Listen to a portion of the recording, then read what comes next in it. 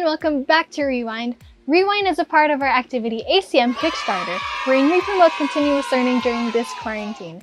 I'm your host for today, Brielle, giving you your dose of fundamental concepts in programming. For today's installment of Rewind, I'm going to be talking about object-oriented programming, explained like year 5. So let's get started. When we start learning how to code, we are first taught to create step-by-step instructions and to create functions that may be called later. This is good enough to write simple applications, but with growing complexity, you may find yourself copying the same lines of code over and over again. Or when you want to make small changes into one function, other functions break. Because of these, there was a need for something convenient. And this is where object-oriented programming, or OOP, comes in.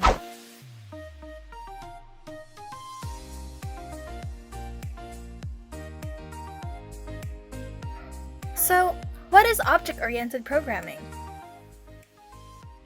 Object-oriented programming solves the problem by creating objects that interact with each other.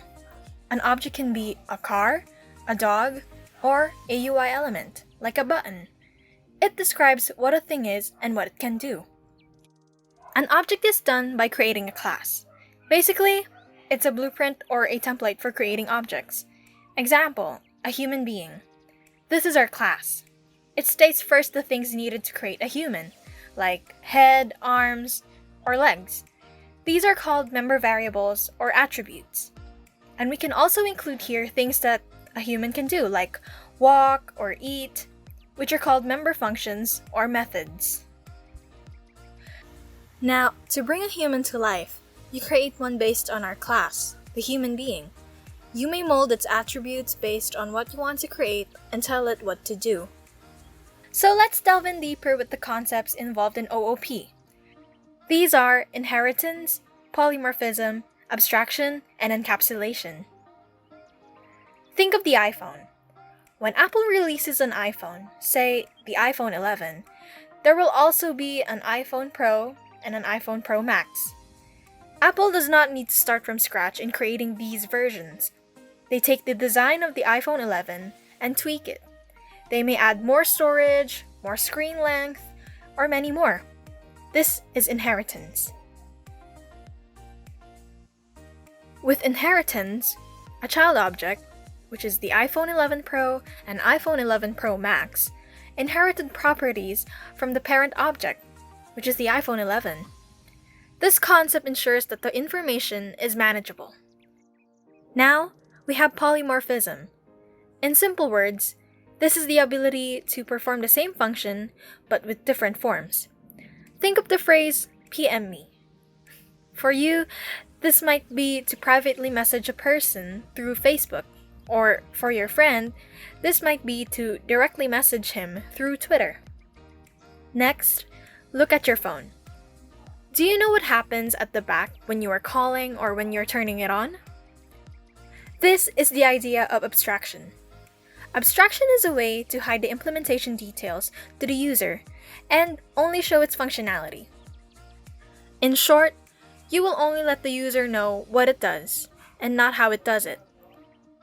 Try to look at your phone settings. The functions are separated by its category. For example, in the display section, you can see there's the font size, font type, size of icons, and many more. The settings for the display does not affect or directly affect the other settings, like the audio, connection, and many more. This is the last concept of OOP, and it's called encapsulation. In order to keep things under control and organized, we group data and the code that manipulates it. This keeps the data and the code safe from being ruined. Now, how does encapsulation happen? It is done by using access modifiers. These tell who will be able to work with the object.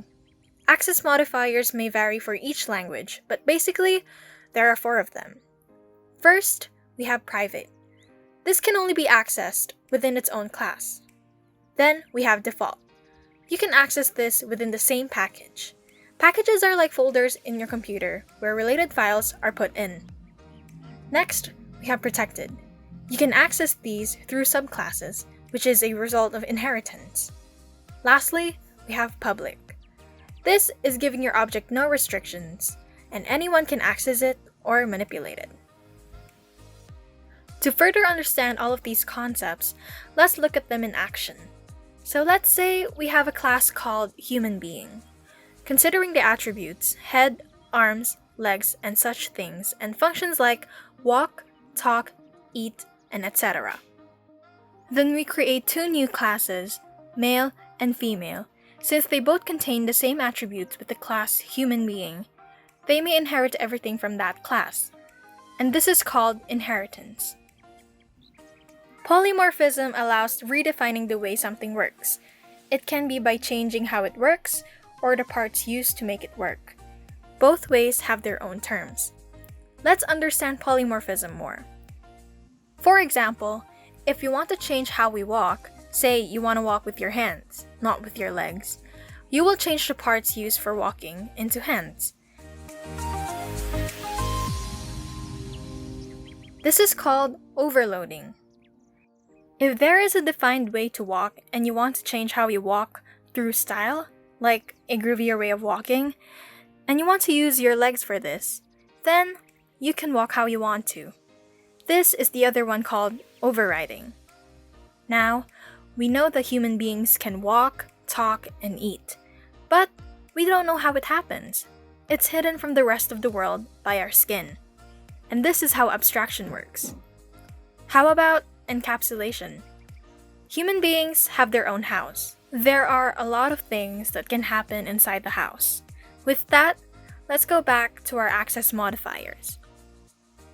For private access, let's say you bought your favorite food, pizza, and you don't want to share it with anybody else. So you lock yourself inside your room. Only you have access to that pizza. Then, for protected access, think of when you are having a birthday party at your house. You send out invitations to your friends or relatives. Your birthday party is not accessed publicly, but only by your friends or relatives. For public access, let's say you have a garage sale. Everyone is invited to look at the things you're selling. It can be accessed by anyone who wants to. And then lastly, we have default access. So let's say your mom cooked you food. It will only be shared to you and to your family. No one else outside the house has access to it.